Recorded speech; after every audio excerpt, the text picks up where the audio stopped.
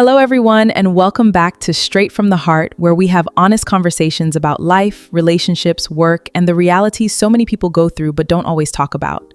I'm your host, Ebere, and today's conversation is one I know a lot of people will relate to. Because let's be honest, not every toxic relationship is romantic. Some of them are sitting in offices, wearing ID cards, and calling themselves management. And joining me today is someone I'm really excited to have on the show, Edna. Thank you so much, Ebere. I love this topic because it's so real. So many people are suffering in silence at work and they don't even know how to explain they're going through.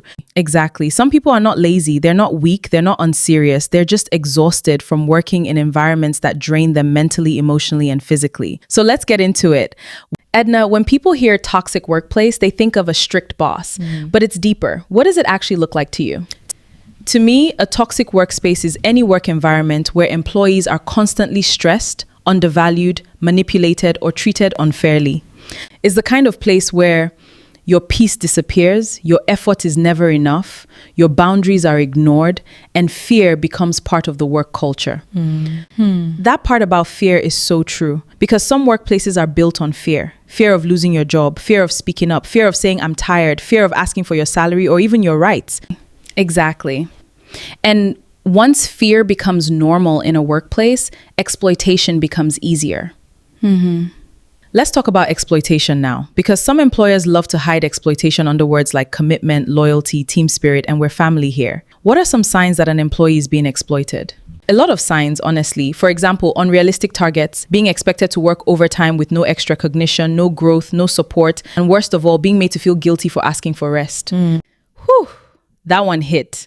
Because there are people who are literally doing the work of a manager, a marketer, customer service, admin. And if they complain, they're told maybe controlled isn't for you. Or the classic line, other people are looking for jobs. If you don't want it, leave. Yes, that sentence alone has kept so many people trapped in unhealthy workplaces. Let's talk about what this does to people mentally.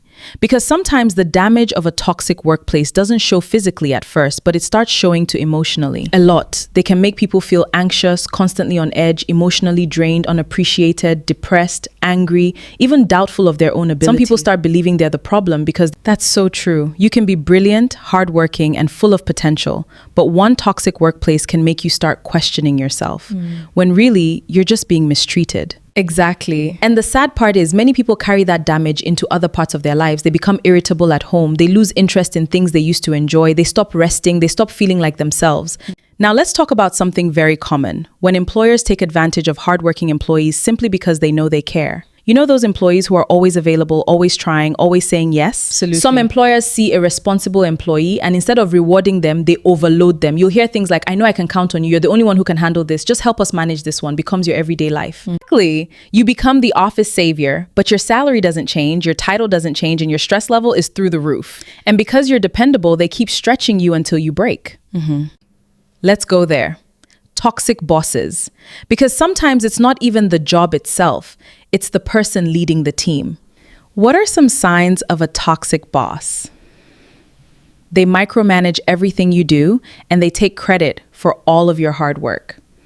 A toxic boss can publicly embarrass employees, micromanage everything, play favorites, and withhold promotions.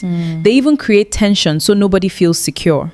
That part about public embarrassment is so real. Some bosses don't correct, they humiliate. And after that, they still expect loyalty. Exactly. Leadership without respect is just oppression in a nicer outfit. Now, let's be honest. If a workplace is that bad, some people will ask, why not just leave? But it's not always that simple, is it? Not at all. People stay because they have bills to pay. That's the painful truth. Leaving sounds easy when you're not the one with rent, family responsibilities, transport costs, school fees, and no backup plan.